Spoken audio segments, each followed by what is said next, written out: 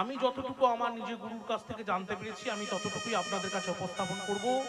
যদি কিছু ভুল ত্রুটি হয় আপনারা আমায় নিজ গুণে ক্ষমা করবেন। আর একটা কথা, এই নৌকা বিলাসের মধ্যে অনেক তত্ত্ব আছে, তার মধ্যে একটা তত্ত্ব কি, যমুনার মনোবাসনা পূরণ। আজকে আমি এই তত্ত্বটিকে ধরে আপনাদের সামনে উপস্থাপন করব। আর কৃষ্ণ লীলাত হচ্ছে অতি গূঢ়, সমুদ্রের মতো। একে বোঝার মতো ক্ষমতা আমাদের মতো কলিহত জীবের নেই।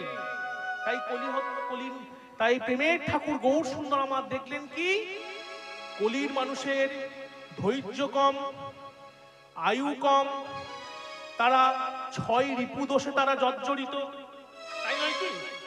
তাই প্রেমের ঠাকুর গৌর সুন্দর দেখলেন কি, কলির মানুষ অত পারবে না, তাই তাদের বললেন কি একটা সহজ পথ, একটা সহজ পথ দিলেন। কি পথ?